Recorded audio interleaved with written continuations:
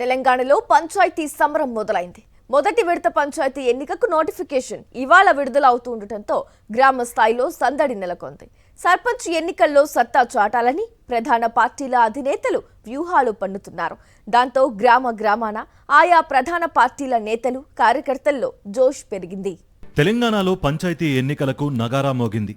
రాష్ట్ర ఎన్నికల సంఘం మంగళవారం షెడ్యూల్ విడుదల చేయడంతో కోడ్ అమల్లోకొచ్చింది. 3 విడతల్లో జరిగే పంచాయతీ ఎన్నికల్లో మొదటి విడతకు గురువారం నోటిఫికేషన్ విడుదలవుతుంది. గురువారం నుంచే నామినేషన్ల స్వీకరణ మొదలవుతుంది. నవంబర్ 27 నుంచి నవంబర్ 29 వరకు నామినేషన్లు స్వీకరిస్తారు.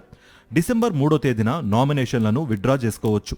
డిసెంబర్ 11న పోలింగ్తో పాటు ఫలితాలను ప్రకటించనుంది రాష్ట్ర ఎన్నికల సంఘం. మొదటి విడత ఎన్నికలకు నోటిఫికేషన్ విడుదలవుతుండటంతో పొలిటికల్ పార్టీల క్యాడర్లో జోష్ మొదలైంది. 2023లో కాంగ్రెస్ ప్రభుత్వం అధికారంలోకి వచ్చిన తర్వాత జరుగుతున్న పంచాయతీ ఎన్నికల్లో పట్టు కోసం హస్తం పార్టీ, బీఆర్ఎస్, బీజేపీ పార్టీలు ప్రయత్నాలు మొదలుపెట్టాయి. వచ్చే అసెంబ్లీ ఎన్నికల్లో క్షేత్రస్థాయిలో పనిచేయడానికి గ్రామస్థాయిలో సర్పంచ్లు కీలకం అవుతారు కాబట్టి ప్రధాన రాజకీయ పార్టీలు బలమైన అభ్యర్థులకు మద్దతిచ్చేందుకు మొగ్గు చూపుతున్నాయి. అధికార కాంగ్రెస్ పార్టీ సర్పంచ్ ఎన్నికల బాధ్యత అంతా ఎమ్మెల్యేలకు అప్పగించింది. ఎమ్మెల్యేలు లేని చోట ఇన్ఛార్జీలకు ఆ బాధ్యతలు అప్పగించింది. అధికార పార్టీ నేతలు నియోజకవర్గాల్లోనే మకాం వేసి పంచాయతీల ఏకగ్రీవాల కోసం గట్టి ప్రయత్నాలు చేస్తున్నారు. గ్రామ పంచాయతీ ఎన్నికల్లో సత్తా చాటి క్యాడర్లో జోష్ నింపాలని అనుకుంటోంది హస్తం పార్టీ.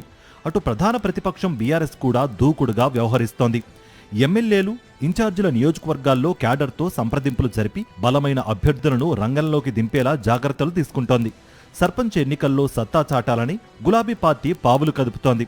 రాష్ట్రంలోని అన్ని గ్రామ పంచాయతీల్లో తాము బలపరిచిన అభ్యర్థులు రంగంలో ఉండేలా బీజేపీ సిద్ధమవుతోంది. మొదటి విడత ఎన్నిక నుంచే ఏమాత్రం జోష్ తగ్గకుండా బరిలో నిలిచి గెలవాలని ప్రధాన రాజకీయ పార్టీలు భావిస్తున్నాయి.